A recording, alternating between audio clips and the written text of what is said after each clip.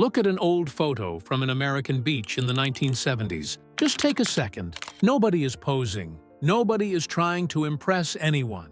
And yet, almost everyone looks thin, not shredded, not perfect, just light. Now, look around today. Same country, same people, completely different bodies. So what changed? Did people suddenly lose discipline? Did willpower quietly disappear sometime in the last 50 years? Or is that story just too simple? Because the real answer is harder to accept. People didn't change first. The world did. And once you see it, you can't unsee it. Back then, life had friction. Small, annoying, constant friction. You had to get up to change the channel. You had to walk to get somewhere. You had to cook if you wanted to eat. Nothing was instant. Nothing was always available. And that mattered more than anyone realized. Start with something simple: eating. In the 1970s, most people ate 3 times a day: breakfast, lunch, dinner. That was the structure. Maybe a small snack if you were a kid. But eating all day? That wasn't normal. In fact, it was discouraged. You were told, very clearly, not to snack. Don't eat that, you'll ruin your dinner. Imagine hearing that today. Now imagine actually following it. Those long gaps between meals did something important. They gave your body time. Time to settle. Time to use what it already had. Hunger would rise and then fade. It wasn't constant. It wasn't urgent. Eating had a beginning, and it had an end. Today, there is no end. Food is always there, always within reach, always one decision away, or no decision at all. You don't even have to stand up anymore. You just tap a screen, and food appears. So we started eating more often, without really noticing, and then we started wondering why weight gain followed. Now think about portions.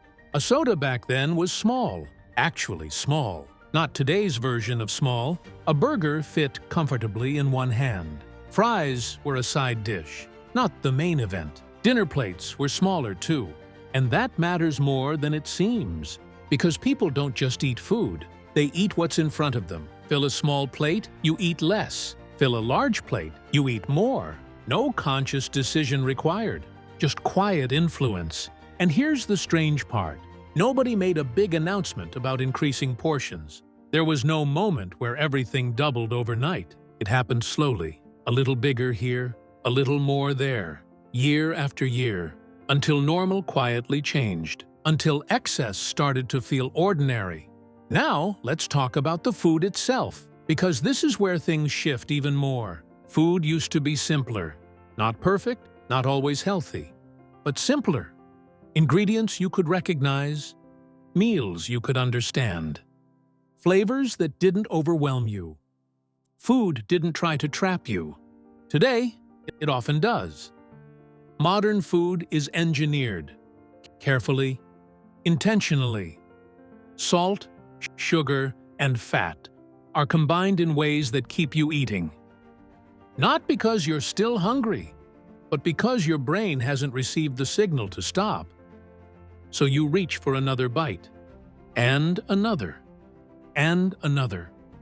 until suddenly the bag is empty. And somehow, you're still not satisfied. That kind of precision didn't exist yet in the 70s. Food wasn't designed to override your biology. It simply existed, and your body knew when it had enough. Now step away from the table for a moment, because the other half of this story is movement. People moved more, not because they were trying to, because they had to. Kids walked to school. Not a few of them, most of them. Every day, rain or shine. That's miles of movement every week, without calling it exercise, without tracking it, without thinking about it at all. It was just part of life. Adults moved more too. Work required it. Even office jobs involved standing, walking, carrying things. You didn't sit in one position all day staring at a screen. At home, nothing was fully automated. Cleaning took effort. Cooking took effort. Even relaxing required a bit of movement. You stood up, you walked across the room, you did things manually. Movement wasn't something you scheduled, it was something you couldn't avoid. And that's the difference. Today, movement is optional, and optional things tend to disappear. We engineered effort out of daily life. We optimized everything for convenience, and convenience has a hidden cost. It removes movement, quietly, consistently, every single day. Now, here's where everything connects. Food became easier to access, cheaper, more frequent, more addictive. At the exact same time, life required less movement, less effort, less friction.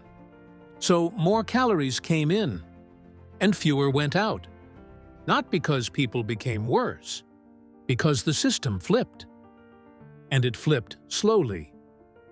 So slowly that nobody noticed, one change at a time.